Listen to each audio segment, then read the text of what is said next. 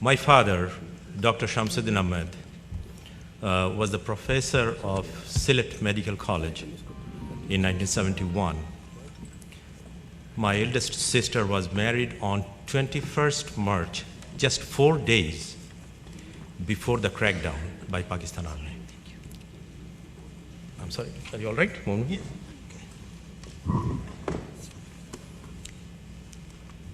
And I still remember on 25th March, 3 o'clock in the morning, my father woke me up and said, Pakistan Army is killing people in the town. Turn off all the lights in the house and don't draw any attention. Wake all the boys, get the guns out, but don't draw anybody's attention. My father was a brave man, and he was always involved with humanitarian type of work. The first time I found him a little bit worried, and there was curfew for 3 days. In front of our house, Pakistan Army shot one person, and we got them, my brother and myself, we got that person into our garage, and my father treated him, and we made a makeshift, a small one-bed hospital over there. He always used to organize things like that. After a few days, my brother left for freedom fight. My father told me to take my sisters and his mother, who was 80 years old at that time, my grandma, to safety away from Sylhet town. So on 5th April, I left with our family car, my sisters, my newly-wed eldest sister and the brother-in-law, and my grandma, away from Sylhet. And I was not comfortable because I had to leave my father behind and my mother behind. In fact, I asked him, why don't you join us? And he said, well, I'm planning to go to the hospital. I'm sorry. Wait, this is Dr. Adam Jones from Canada. So please continue. I'm sorry. So he told me that, well, there are a lot of injured person in the hospital, and I'm planning to go and stay there. And according to Geneva Convention, doctors and healthcare people are not being physically harmed within the hospital compound.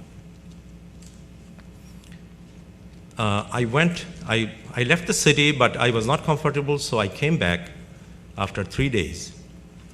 And I had to sneak literally into the house because the whole town was like a ghost town, and I could not walk or drive on the main streets.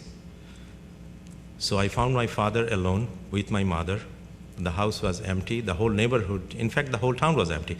And then I asked him, come on, let's go. I'm not really comfortable with you staying here.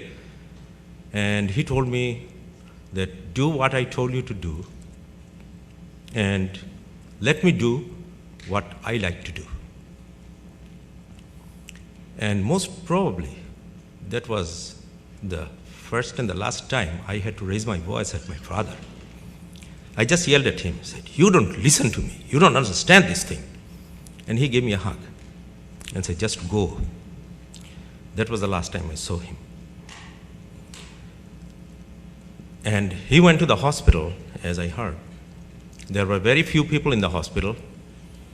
A young doctor, Dr. Shamal Kantilala, an ambulance driver, and a male nurse. My father approached them and asked them, well, there are nobody here in the hospital, so if you people want to stay here and take care of these injured. And they said, sir, if you are here, we will stay here with you. But unfortunately, they were picked up and killed in the hospital by Pakistan Army on 9th April 1971, just 2 days after I saw him. The life changed since then. We were 5 siblings, my mother. I was barely 20, a transitional stage when a boy is supposed to become a man.